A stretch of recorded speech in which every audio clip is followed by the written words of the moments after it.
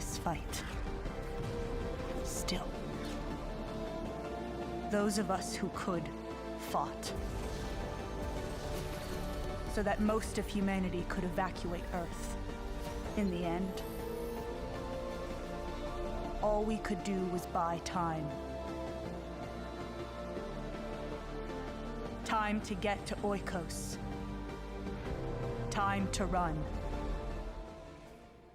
What's up, everyone? I'm here to introduce you to a new space MMORPG called Space Nation Online. I am not sponsored or affiliated with the team at this time. However, I wanted to introduce people to some of the common issues that I've run into as a new player.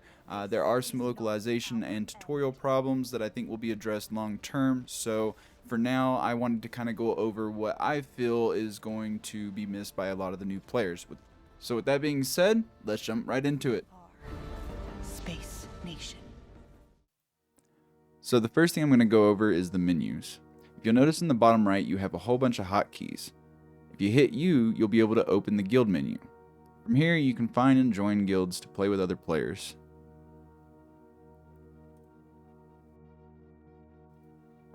Up next, we have P, and this will bring up your player menu. Here you can see your different factions and where they stand from doing quests. You can also see the number of ships that you own and how many crew members you have.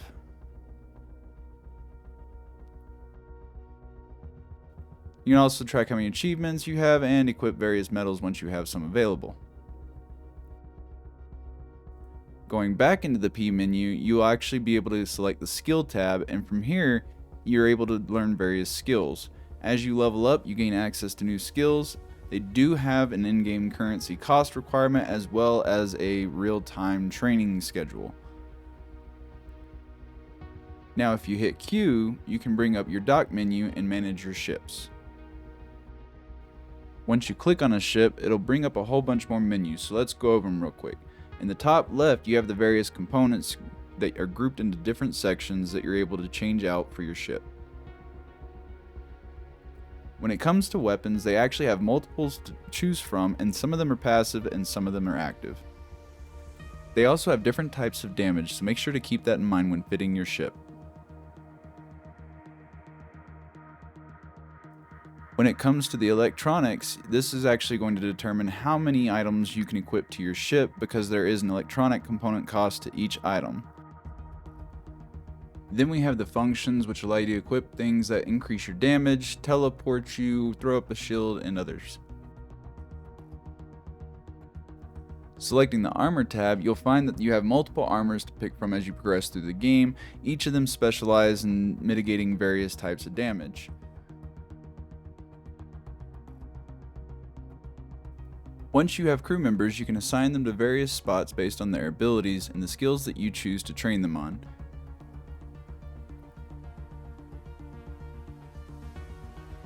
Hitting X is another way that you can quickly view and manage your crew members across your various ships. In the bottom left is where you're able to choose which ship you want to manage. If you hit L, it'll bring up your logbook.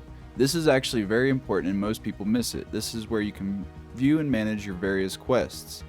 If for some reason you notice that you don't have any quests other than the main quest available, make sure that you go down to the recommended tab, click on it, and here's where you can find new daily quests as well as side quests that you unlock as you level up. Hitting B will open up the inventory management menu. You do have an inventory across both your ships and your captain, so keep that in mind when you're managing and moving items between your captain, your ship, and your warehouse storage.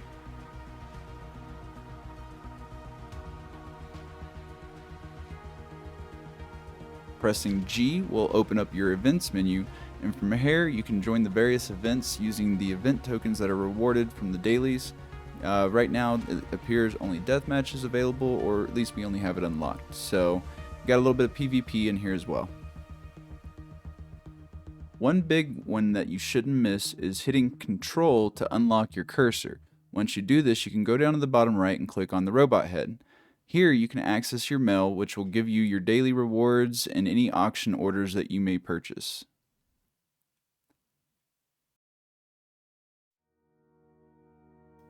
The game actually has NPC shops that you can interact with and purchase items from. I didn't notice this at first, but in the top right, there's actually a category system that you can select, and there's other options not shown in the first tab.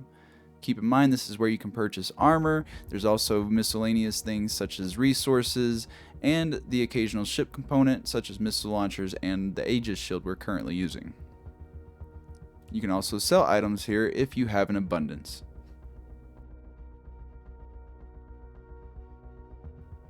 When it comes to space, however, I'm going to let you guys in on a couple of things I didn't immediately figure out. So there's two modes of fast travel. You have your space bar, which actually increases your speed a little bit, and then you have shift. The difference between these two modes is the shift version actually goes a lot faster. However, the space version consumes fuel. Shift cannot be used while in combat, however space can, so keep that in mind when you're trying to run away from the enemies. Other than that, combat is exactly what you would expect from your typical MMO. You point at the enemies, it selects your target, and then you can use your left click to auto attack and action bar to use other abilities. Keep in mind you can also press R to activate a maintenance bite that will heal you over time.